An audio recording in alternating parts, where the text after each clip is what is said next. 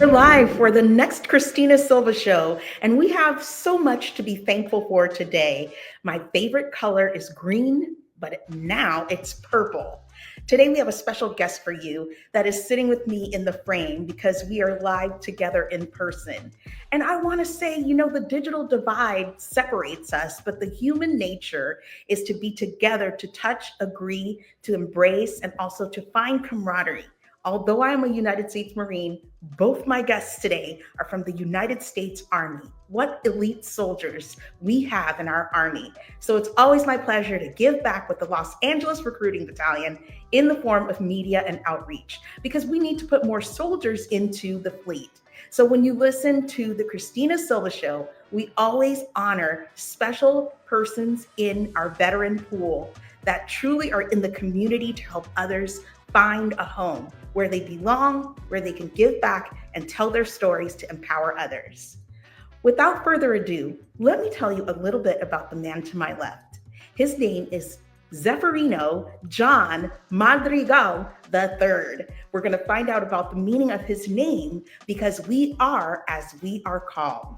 And on this Christina Silva show, we want to honor you for receiving the Purple Heart Decoration. Thank you that service and being wounded in combat during the Afghanistan operation is no laughing matter. It is a very wonderful honor to be sitting next to you, that you would fight, give your life for our country, and to continue coming back to the Americas to help other veterans.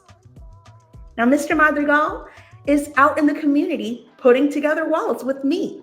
We met at one of the moving walls where we honored eras of veterans that paid the ultimate sacrifice in the city of Downey.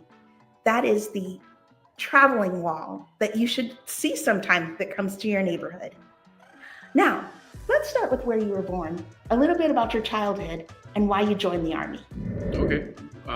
Well, I was born in East LA at Lincoln Hospital, which Lincoln Hospital is no longer there. Mm-hmm.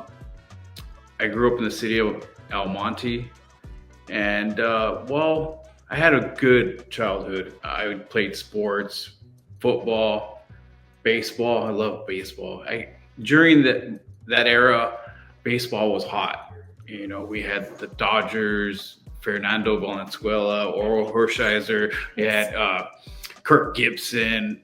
All these top players that were playing Major League Baseball. So my childhood was Major League Baseball, with every baseball star you can think of, from Jose Canseco, Mark McGwire, all the greats, and I can't complain about my childhood.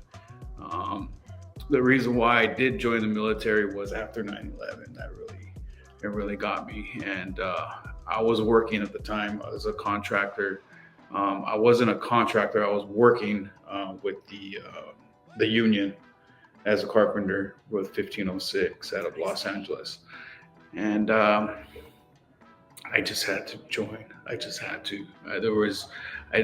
I wasn't needing any compensation. I just needed to do it for my country. I do come from 4 generations of military service, from my great-grandfather, my grandfather, my father, and then it's me.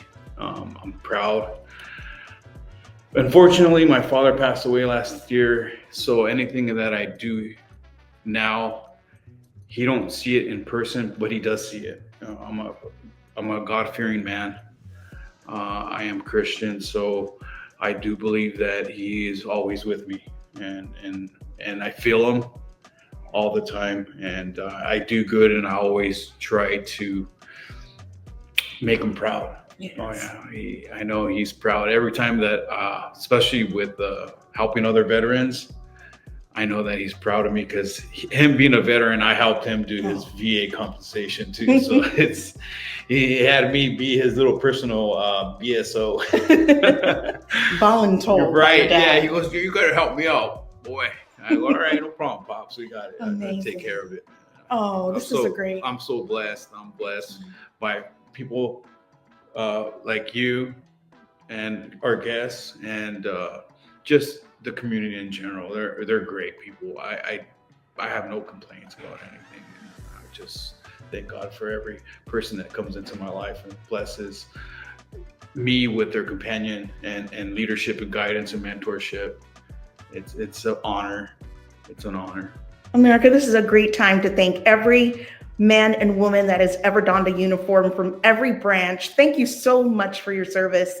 We know what it means when we are service people. Forever in life, we want to continue serving. But when we're called to serve, we end up in positions like our special guests today. We have two guests that we're going to be helping you realize through their stories how to appreciate military members and their families with us. That's what we call Cammy's to Civvies. So we're going to start with Mr. Zeferino John Madrigal III's Yes. military occupational specialty after he tells us about his experience at basic training.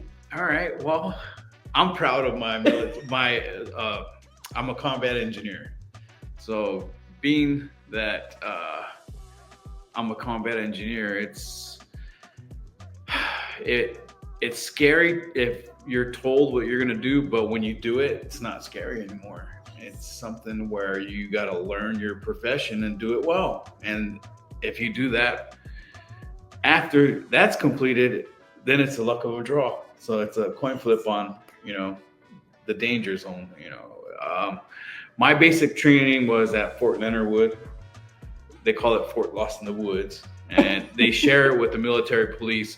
So from the beginning, you already have rivals. Your rival is the military police against the combat engineers. And usually, a little before I was in, what they'd do is combat engineers would get drunk and fight with the military police. And so that's how it started. But you know what? I know a lot of military police, and it was before my time, but that stigma was supposed to be installed in every recruit that comes in here and goes through boot camp.